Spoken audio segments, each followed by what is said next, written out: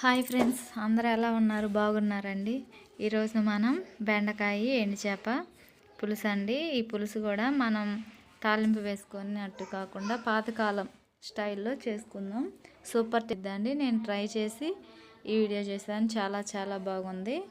ఒకసారి అయితే మీరు కూడా ట్రై చేయండి. బెండకాయ ముక్కలు, 3 టమాటాలు, ఆనియన్, పచ్చిమిర్చి కట్ చేసుకొని మనము దేంట్లో అయితే వండుకుంటామో ఆ బౌల్లో గిన్నెలో వేసుకోవాలండి. ఇందులోనే మనం ఎండు చేపలను కూడా శుభ్రంగా కడుక్కొని ఇందులో వేసుకోవాలి.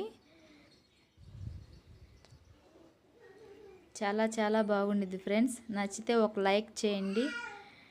ఇప్పుడు ఇందులో కొంచెం పసుపు, తగినంత సాల్ట్, అలాగే కారము, నూనె మనం ఇలా 2-3 టేబుల్ స్పూన్లు ఆయిల్ వేసుకొని, కొంచెం ఎండు చేపలు వేసాం కాబట్టి కొంచెం ఆయిల్ ఎక్కువగానే వేసుకోవాలండి. ఇలా అయితే మనం ఎండు చేపలు, ఉప్పు, కారం అంతా కూడా ముక్కల్లో కలిసే విధంగా కలుపుకొని ఒక చిన్న గ్లాస్తో కొన్ని వాటర్ వేసుకోవాలి. ఇప్పుడు స్టవ్ ఆన్ చేసి స్టవ్ మీద పెట్టి ప్లేట్ వేసుకొని ఉడికించిన ఒక 5-6 నిమిషాల తర్వాత ఈ విధంగా ఉడుకుతూ ఉండిద్దండి.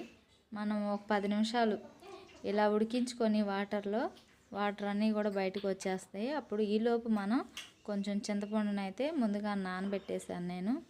ఒక నిమ్మకాయ సైజు అంతా చింతపండు రసము గుజ్జు తీసుకొని ఇందులో వేసుకోవాలండి.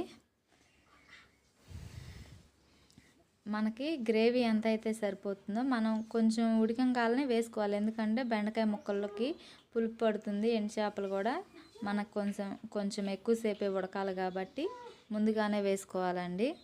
ఇలా పులుసు పోసుకొని మనకు తగినంత ఎంత గ్రేవీ కావాలంత అంత వరకు ఉడికించుకోవాలి. నేనైతే గుత్తగా ఉడకబెట్టేశాను.